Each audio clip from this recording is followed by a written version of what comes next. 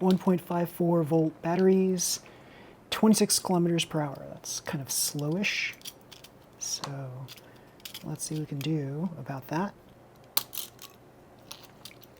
So what kind of propeller shaft do we have inside here?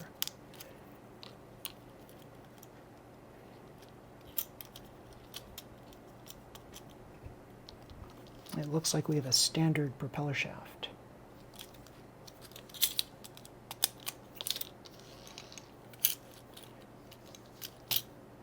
We have a ball bearing gear. We have a fluorine-coated gear shaft.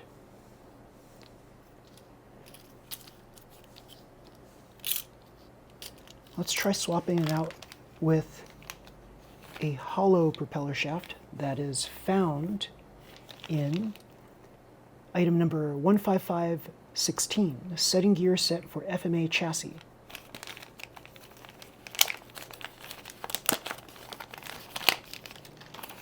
This set includes a lot of cool stuff in it. So not only does it have this hollow propeller shaft, but it also contains a gear set, a fluorine-coated gear shaft, a ball bearing, carbon gears, and various counter gears. So this has got a lot of stuff in it. And let's see, we might want to swap our current setup with this newer ball bearing here, because maybe we have a ball bearing that's not quite right. So that's a possibility. But first, let's insert this into our machine, because right now we just have the standard, very standard propeller shaft. Now, as you know, or some of you know, in open class you can actually nip the ends of the pinions on here. You cannot do that on box stock or tune class or BMAX or anything like that.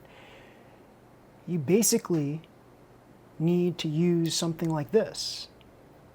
And this, as you see here, it's a little more tapered towards the inside.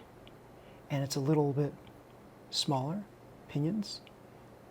Hollow propeller shaft, so it's lighter and also moves faster in the car. So let's take a look at what this will give us. We have carbon gears in here too. Look at that.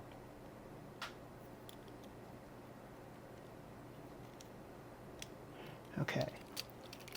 So usually with standard propeller shafts, you have to knock the pinions towards each other a little bit so that it would fit perfectly inside here with a little bit of waggle.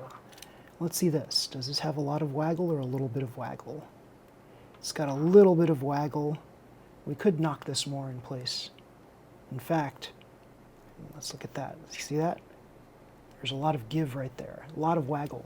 So what we're going to do is we are going to take a little pinion pusher, this right here, and we're going to adjust the hollow propeller shaft. So, just like with this one, I push this in a smidge so that I can get these pinions closer together. So I'm going to do that here as well. So let's take a quick peek at which side is the culprit, which side needs a little more adjustment. Ah, here it is. Do you see that, everybody? This here is flush, basically flush against the end of the pinion. Whereas this one here, you could barely see it. So you have to kind of look inside and then you'll see the shaft itself. So this one needs to be pushed in a little bit more, and then hopefully it'll fit better. So what do you use to knock this in place? You can use a little ball peen hammer, or you can use a wheel, well, this is not a wheel press, but the other thing, the wheel puller. So I can use this get it a little bit tighter. Or I can push down, but then that might be a little too tight. So you can also use a wheel press, which is a bigger device. Really knock it in place, but it could be a lot of force right there, so you have to be very careful. Gentle taps.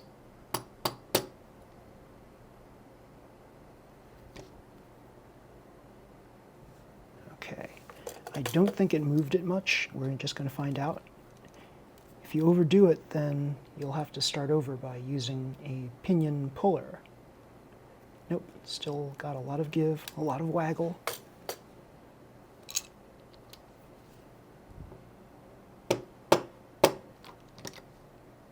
Ah, there. It looks like it's getting a little closer. At least I think.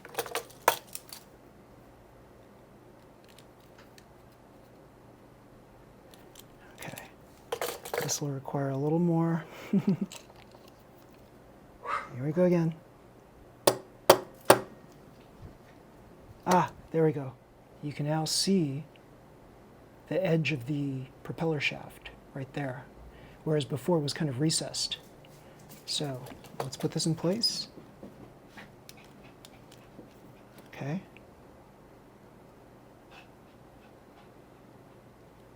Yeah. It's still a little loose. I will not lie. You might want to push it in a smidge more.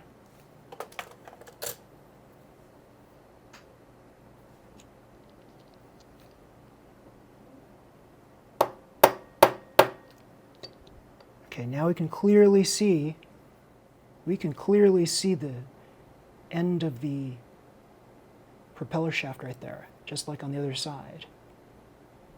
Okay, so let's take a look. And you want to do gentle taps, because if you don't do gentle taps, then you might push the pinions a little too far, and then it's going to get stuck inside this. It's not going to move very easily inside here. You want this propeller shaft to basically revolve around very freely. Okay, so there's a little bit of waggle. It's better than it was before. So yeah, I could adjust it even more if I wanted to, but I think I'm good right here. I think this is a safe distance between the two pinions right here, so I don't think I have to adjust it much more. So I'm going to just lubricate this top end a little bit and lubricate the bottom end a little bit. Just revolve this around a little bit.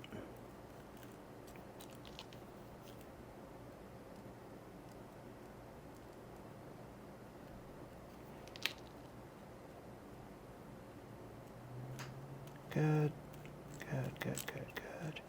Okay. Now we're going to put this whole thing back in place.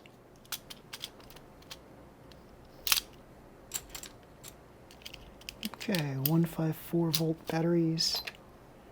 Let's turn it on.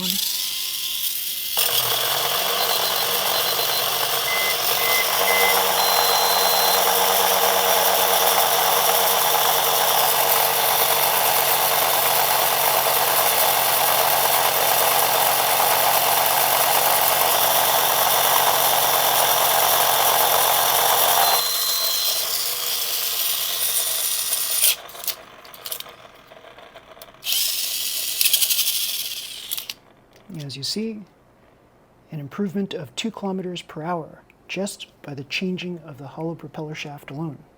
Pretty cool. So I am willing to bet that if I were to change the bearing, first I have to clean the bearing first and then change it.